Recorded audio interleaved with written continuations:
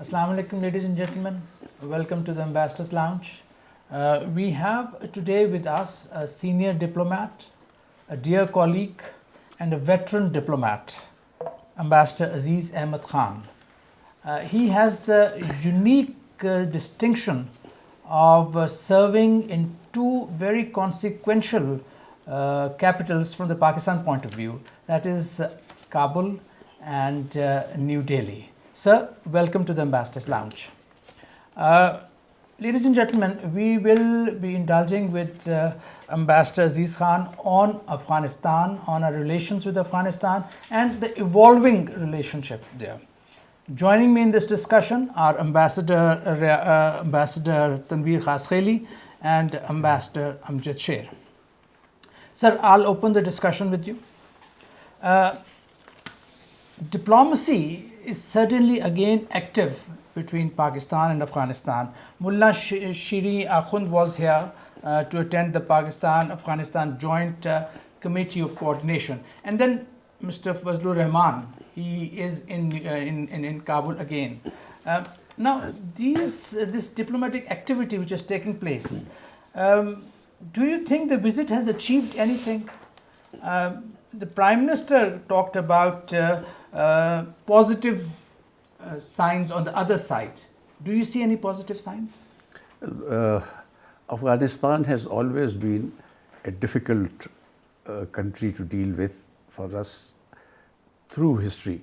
But at the same time, at the people's level, we have had very close relations and good ties.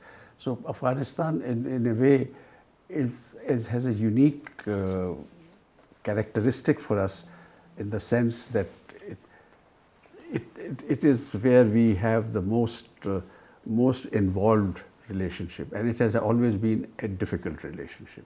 If you look at it right from the creation of Pakistan and the border of Pak-Afghan border with the Durand line, so to say, Afghans don't accept it, whereas it is an international border. So the difficulties have always been there, and we have to have a very active diplomacy and active interaction with Afghanistan at any given time, whichever the government or whatever the government.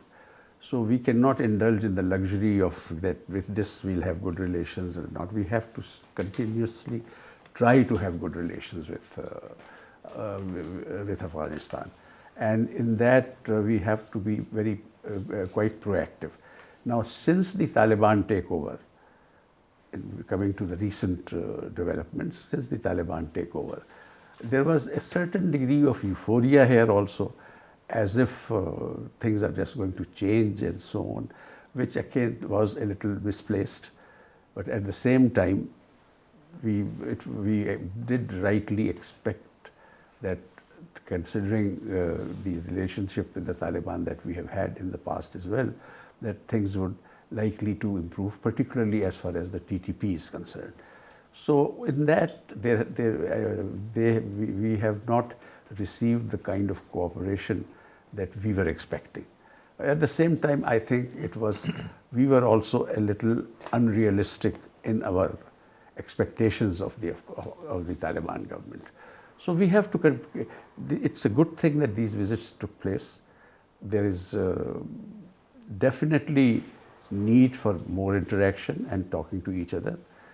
And also, I personally feel, now that's a very personal observation, that in diplomatic exchanges and interchanges, there are too many public pronouncements. There should not be. And in Pakistan, the problem is that every minister speaks on foreign affairs, whereas you will not hear this about any other country. So I think we should tone these things down, and only the concerned people should speak about it, and when there is occasion to speak about it. So there is an impression that probably as far as Pakistan, Afghanistan is concerned, diplomacy, they think that they exhausted diplomatic options. Do you think diplomatic options are exhausted in between these two countries? What other options are there then? You only have diplomatic options, and you never exhaust them. You can never exhaust them. I mean, and exhausting them means either complete shut off dialogue or hostilities between the Is two it a sign of countries. weakness? We have to play, we should, you see, we should understand that the difficulties that Taliban have, and at the same time, because they may control the territory, but still they don't have the support of the entire population of Afghanistan. Amjad? So we have a famous proverb in Pashto that if you have a broken arm, it comes to your arm, it comes to your neck. Yeah. Whatever happens in Afghanistan, it comes to the neck of Pakistan. So you had the distinction of working with the former Taliban regime in 95, 96, and now again you know that the second Afghan Taliban regime since August 2021. So what difference do you see in the two regimes? I think both the jubilations were misplaced. They should not have had. Yes, there was the Soviet invasion, and we handled it very well. And finally, the Soviets withdrew, and so I would not dwell on that in detail because that is old history now.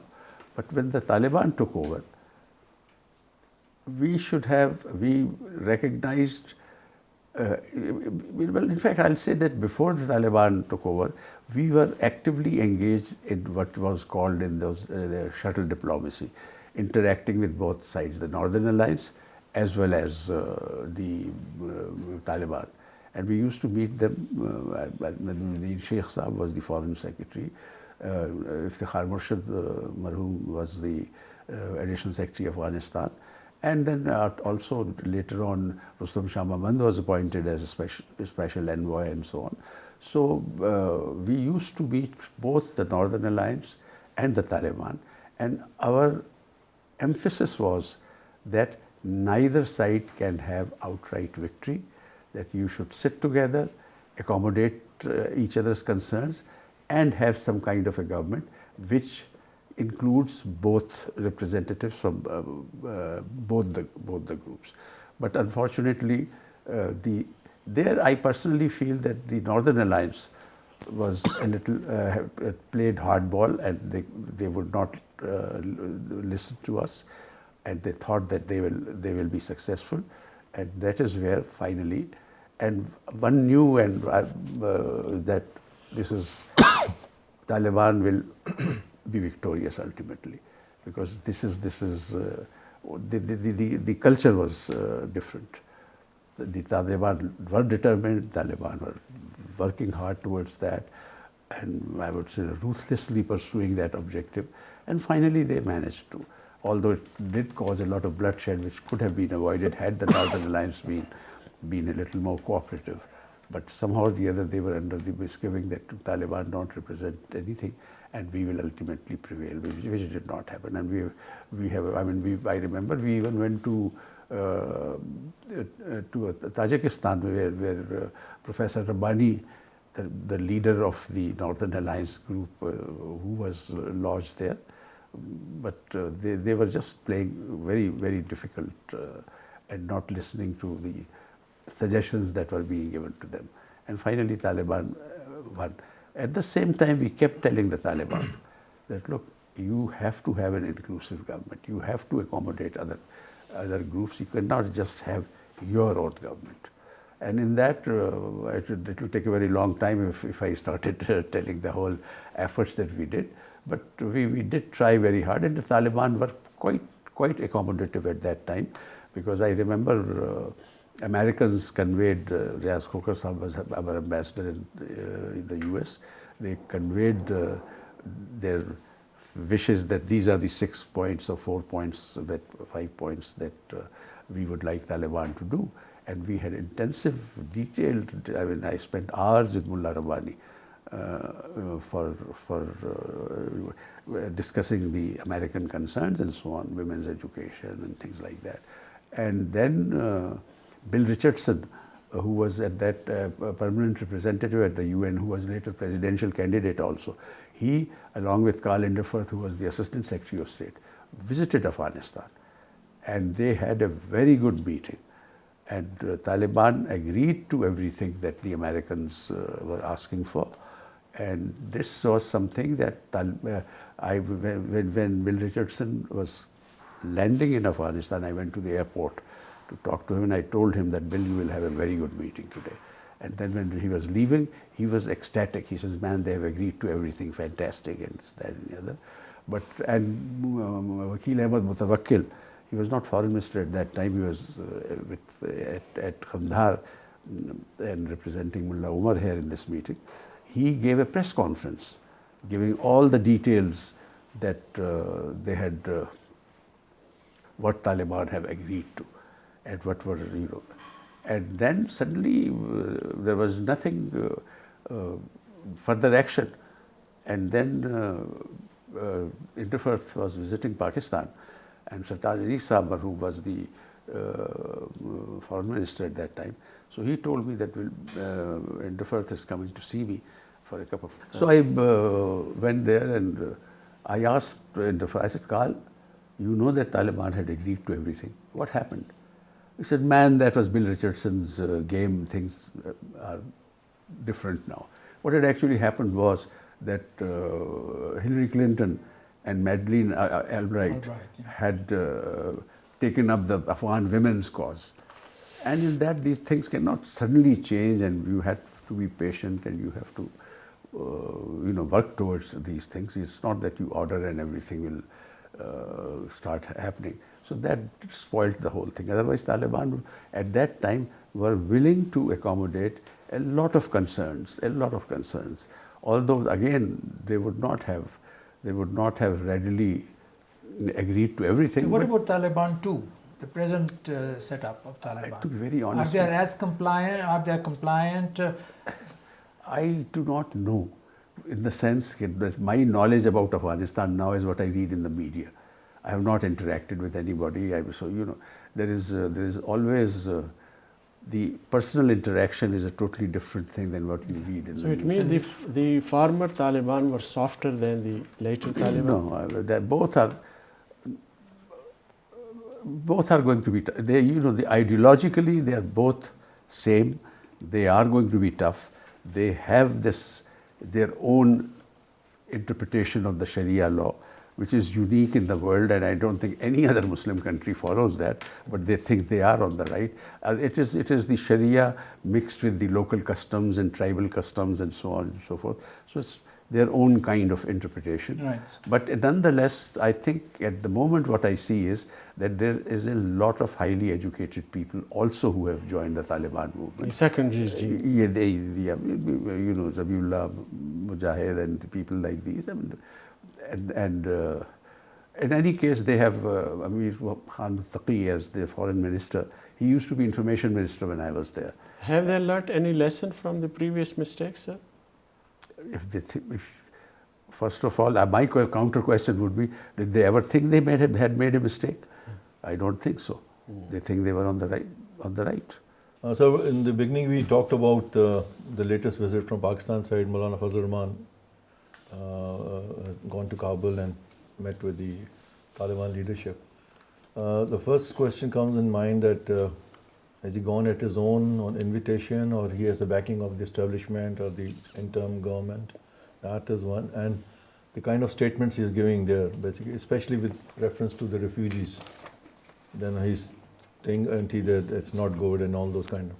How do you see this visit, sir? Well, first of all, I don't know whether he has gone there with official backing or a group's backing or something. So I am totally, I have no inside information about that, so I won't be able to comment on that. Maulana Fazlur Rahman is a very astute politician. Whatever little interactions that I have had with him, I find him an extremely astute person. Number one. Number two, he is at the moment, and he is respected by the Taliban because a lot of them come from the madrasas that he runs. So he has a certain clout in that sense. And I would be just making a guess, but I think he must have got some adequate briefing before going to Afghanistan. Knowing him, I think he would have. He would have gone well prepared. He would have gone well prepared. Now, when he comes back and debriefs and so on, let us see what all was discussed. I mean, we will probably never come to know about it, but I'm sure he will give a good briefing or debriefing. So, but I would still treat it as a private visit rather than as an envoy of some a part of government or something. So, during his visit, Maulana Fazlur Rahman, he met the Supreme Leader Hibatullah Khundzadeh. And of course, it was one-on-one meeting. The rest of the delegation was not allowed to meet. And it is reported that during the meeting, he was asked by the Taliban Supreme Leader that Pakistan will have to play a role in eliminating ISKP, the Islamic State in Khorasan province. One thing. Second thing is, Maulana Fazlur Rahman, again, reportedly, he said that he pledged, in fact, to revive government TTP talks. So does that make sense? Government TTP talks. Should the government be talking with TTP? If not, then who was Maulana Fazlur Rahman representing? What was he voicing? He probably has voiced his own opinion. I would not say anything more than that. Yes, there is, you see, talking to the TTP is okay. You can send an emissary or somebody and you have to, but not negotiating with the TTP. There's a difference. I mean, you cannot give them that status where you sit and negotiate with them. That, okay, we'll do this and you'll do that. Just, we should tell them very clearly and categorically that we may give you some amnesty if you behave yourself, surrender your arm and leave Toba ka rasta karke aur insan ban jao. More than that, we should not. We should pursue them ruthlessly. They are all a bunch of crooks. They are not ideologically motivated or anything. It is total hunger for power that they are indulging in. So there we have to be very firm as far as TTP is concerned. We have done talks with them before also. Which I was at that time I thought it was a mistake. The talks that we did. And sir, what about ISKP? ISKP is. Do we have? I mean, how can we help in elimination of ISKP? We can talk to the Taliban and ask them what strategy can we adopt, because ISKP is dangerous for the entire area, the whole region, Central Asia, South Asia, for the entire region. For Afghanistan, Afghans are very, very worried that ISKP may be getting more and more clout in the area, and they will remove the Taliban and take over. So the Taliban certainly would not support them. So we have, ISKP. Whatever we can, we should have extensive exchange of views and ideas with and see what strategy can be adopted to get rid of the ISKP. Thank you, Imran. Since we are talking of the ISKP and all other things, lately there was a terrorist attack in Iran. You might have come across it. That ISIS claimed responsibility for suicide attacks in Kerman. Islamic State of Khorasan has history of attacks in Iran in the past also. Then there is a TTP based in Afghanistan, which has a trouble for us basically. Do you think Taliban have the capacity to handle the ones who are creating trouble in Iran and the ones creating trouble in Pakistan, that the TTP and others? In the present circumstances, since it's a new Taliban regime, do you foresee that they have the capacity to handle? You see, TTP probably joined, now most of it will be a kind of educated guessworking. TTP may have, once we had thrashed them and they ran across the border, they must have told the Taliban that we will join you in your struggle against the Ashraf Ghani government. And Taliban would have welcomed it, because Taliban used to say that whoever wants to join the jihad is most welcome to join the jihad. So that way, TTP was part of Taliban, helping them in fighting their war. So I think Taliban would not have the inclination to be rough with the TTP, because they have worked together and TTP has helped them in the field. But at the same time, we need to quietly interact with the Taliban and tell them what is the difference, and that they can come back. I mean, we have a system in Pakistan. We have a government in Pakistan. A bunch of people, a bunch of ruffians cannot get up and start demanding that I want this and I want that. And we need to handle the TTP in a different manner. I personally feel that first we should have a complete record of how many TTP members there are, and this belong to different tribal agencies. And then each agency-wise handle them and get the elders from the agencies also to cooperate and so on, so that they can send signals to the If they are only from the former FATA, or maybe because they are from other parts of the country also. Probably all of them are former FATA. A couple of madcaps may have gone. I mean, that normally happens. I mean, when I was posted in Afghanistan, our embassy building, which was destroyed, used to go in the evening. I used to go because it's a safe compound and it's a very large compound. So for my evening walks, we used to go there, jogging and exercise. So one day I got there and I looked and I told a colleague, I said, these Taliban don't look like Afghans. Just check who they are. And he went and checked and found out that they were from Pakistan. So we told the Taliban, we said, at least don't put them into as security for our compound. And they said, look, anybody who volunteers to join the jihad, we can't say no to him. No to them. So that is a different matter. Sir, my question is about the TTP. Originally, it is said that Taliban took its birth from Tira Valley, and then it also spread over other parts of Pakistan. And you remember that the Nizam-e-Mustafa under Sufi Muhammad, it obviously gained a lot of strength and momentum all over Pakistan. Now, then they went to Afghanistan, and now the Taliban government, there is now some kind of division in their ranks about the TTP. And most of them, they suggest that the TTP, current TTP working in Afghanistan or based in Afghanistan, they are thugs involved in forceful marriages and extortionists and all kind of crimes they are involved. They don't have any knowledge even about Islam. So, sir, how do you see this now this revised vision of the Taliban about the TTP? See, let's just go back in time a little bit. When there was a time when TTP was almost at the doorsteps of Islamabad. Everybody was feeling threatened and so on. And then finally, government took firm action, because before that, they were following a policy of appeasement of all these thugs. SWAT operation. Yeah. Then they finally, and they were eliminated. And there was no popular support for them.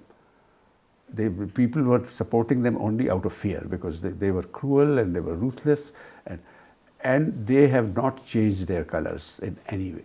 We have to still deal with them. Yes, offer them amnesty, that if you want to surrender your weapons, you want to reform yourselves, we will keep you under observation, and we should allow them that option, but not anything more than that, and keep them under strict observation when they are behaving themselves. Other than that, we should not. I mean, in the recent past, we negotiated with them. You don't negotiate with this bunch of people. Yes, you may talk to them a little bit. Okay, these are our conditions, but nothing more than them. We have a country, we have a constitution, we have a system of government, and a bunch of ruffians cannot challenge that. I mean, Pakistan is a country of 240 million people. If 4,000 or 5,000 persons start challenging the entire system, it's totally incompetent of us if we start negotiating with them about that. Just be firm with them. Yes, that there is a system. You can work within that system and fight elections and be elected. But no concessions should be given to So, them. but the Taliban are insisting that we should discuss with them, we should negotiate with them. It doesn't make No, we can discuss with them. Yes, we can talk to them, but negotiate that if they are dictating that we do this, then Exactly. you don't. Yes, Nothing talking, extra constitutional. Yeah, talking to them that yes, there is a country, there is a system. Islam, mashallah, बिल्कुल ठीक है पाकिस्तान में भी, और you have anybody who has any problem, there are councils for that. There are Shariat court and so on and so forth. But not somebody threatening you, and that also a bunch of people. So lately it is seen that in the latest attacks which they have committed against the security forces, they seem to be well equipped with modern weapons. You see, when Where are they getting these weapons from? my own, I have no source of information. My own guesswork is that the old Afghan army, ANF, Afghan National Army, they were very well equipped by The Americans with their weapons. I'm sure a majority of them have quietly selling their hid their weapons. That army got disbanded. Can you imagine The whole army an army of 300,000 towards these strengths? Melted away. Yeah, melted away. So that army had more generals than soldiers. Everybody was a general rather than a soldier. So that was, the US wasted a lot of their own money in creating and training that army, and that army is probably the one that has. Now, sir, we have these TTP equipped with modern weaponry. Yeah. One thing. Second thing, we have Taliban telling us that we should enter into talks with them. What sort of a game are Taliban playing with us? We have to be patient with the Taliban and talk to them quietly and have extensive interchanges, and tell them our concerns and don't make public statements about that. That's very important. Yeah. Tanveer? Imran, the next question basically which comes to mind is we have been talking about TTP and that how, if the Taliban are not supporting them or helping them, how they are surviving, in terms of living the provision of arms to them. One thing comes to mind that maybe there's a lot of American ordnance left over, they got out of that. And also we believe that they are not, the number 6,000 to 7,000 is not individuals, but probably with families. So you need to have some kind of a financial support. So there is a hunch that there is some third force supporting financially these people. In addition to what has been done with the Afghan youth, also anti-Pakistan and all those things are there, but especially supporting Taliban, which is a kind of a ready-made ordinance, and so you have any comment with regard? You think that this could be possible? They have been supported from outside. Enemy's enemy is a friend. It is a situation which India would certainly want to exploit. And they have extensive links inside Afghanistan. It's not just that they had during this interregnum between first Taliban government and now, the government was there, but India had very close relations, and they had their stations and right along our border also they had their, which very wrongly we started talking about India has so many consulates, which was not consulates. They had only 4 consulates at that time, and we made a fool of ourselves saying that India has 20 some consulates or something like that. But they had their own intelligence operated people all along our border. That our people know. That they have, we also should, I presume we have pretty good intelligence about what is happening inside Afghanistan. And sorry to cut you, and even the Indian NSA has openly said so, Yeah. that we'll make bleed Pakistan. No, it's a God-given opportunity. Why wouldn't they take advantage of it? The point is that we have to take certain measures which counter that, and we have to. And with the Taliban, again, if we interact with them and be firm with them, I'm sure Taliban are not stupid. The Taliban are, you see, they may appear unkempt and so on, but they are a very sharp people. They know which side the bread is buttered and so on, and they would definitely listen to us. Amjad?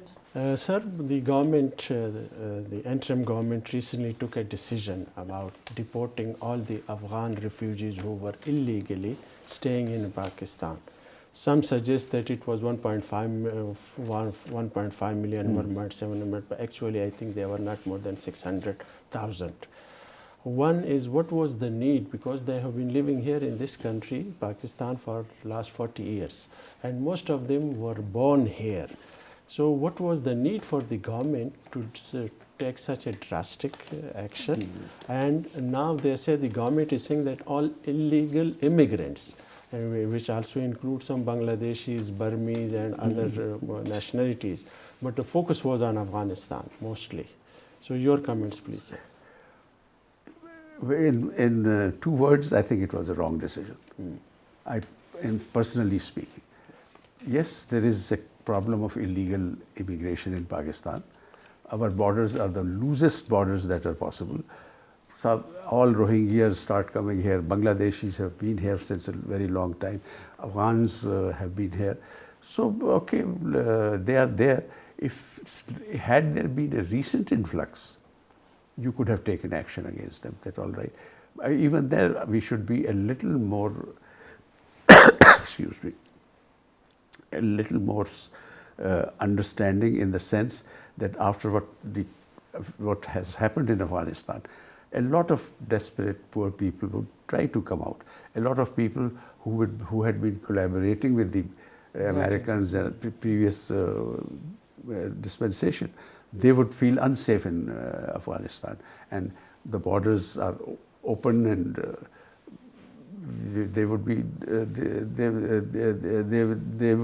they crossed over. That should have been resolved very quietly, not with such a lot of fanfare.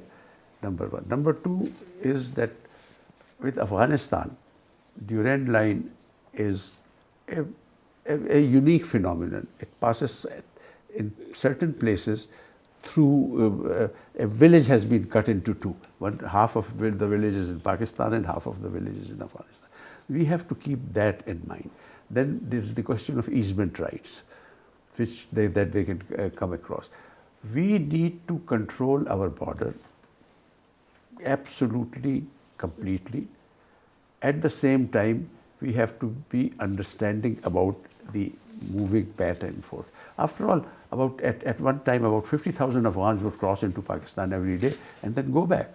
So it's a unique kind of a relationship. I personally feel that time has come where we should control our borders firmly and completely. And for that, wherever fencing is required, we should, without any hesitation, fence it. But at the same time, make sure that the traditional relationship across the border between families and so on, that they are not hurt, that they are safeguarded. And that is where I personally feel that Afghanistan, and with help of NADRA, the entire belt along our border, wherever all the people who are living in the belt of about 30 or 40 miles depth or whatever, they should all be given machine-readable cards. There should be a lot of gates through which they can enter without any visa or without any passport. They can enter their ID card, and then we will know when they came and when they left.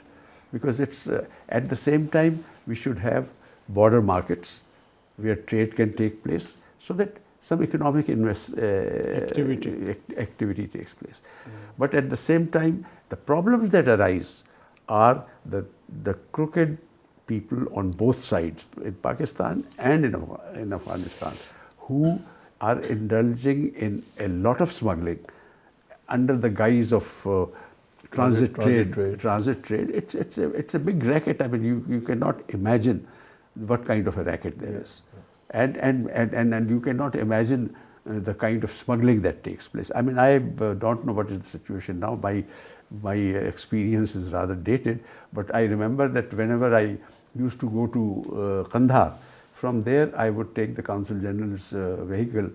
I would fly from Kabul to Kandahar in that UN flight, and then go to Quetta, spend the night in Quetta, go by car to Quetta, and then take a flight from Quetta to Islamabad, and then take my car back to Kabul. And as I would be driving there would be truckloads after truckloads after truckloads of Indian tires and so on, and moving towards Pakistan.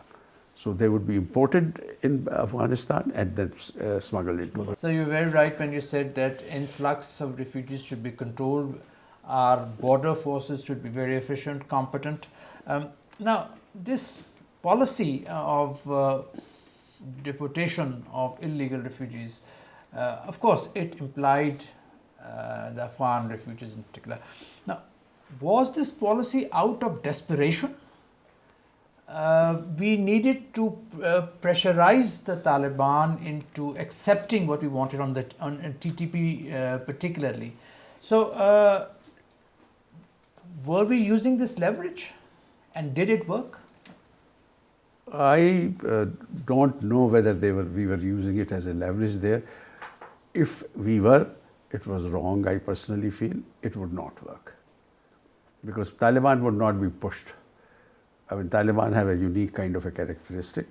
They would be angry, but they would not be able to do anything about it. We can push those refugees there, but why push these people who have been living here for such a long time, or do it in a systematic manner? I mean, we have 250 million people living in Pakistan. Another 100,000 or 150,000 would not make such a devastating difference to the country. Plus, we did not earn goodwill of the Taliban also, of the refugees also. Refugees are desperate people. I mean, they are.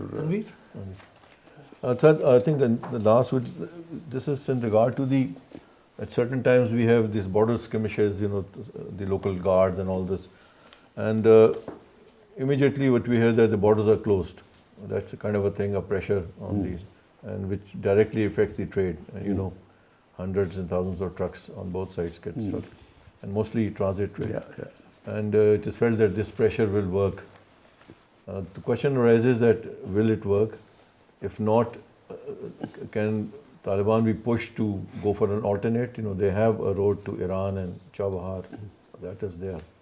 Because if this is one, and secondly, because we also need for transit to getting into our strategic quest towards Central Asia. So where do we balance this? If we want to push them and block the border, but not realizing that we will also get hurt or affected by this. We should have transit trade. We should make transit trade as easy as is possible. At one time, again, I'll go back in time, but there, when I was High Ambassador there, in those days, there were special goods trains which used to bring Afghan goods from Karachi up to Peshawar and then on trucks from there. And those goods trains were treated as express trains, and there were hardly any stoppages. So we were helping them completely as far as facilitating the transit trade is concerned. The problem arises when there is a lot of corruption as far as this. I mean, and in that, unfortunately, the Pakistani businessmen are involved, the Afghan businessmen are involved, and the Pakistani officials are also involved, and Afghan officials.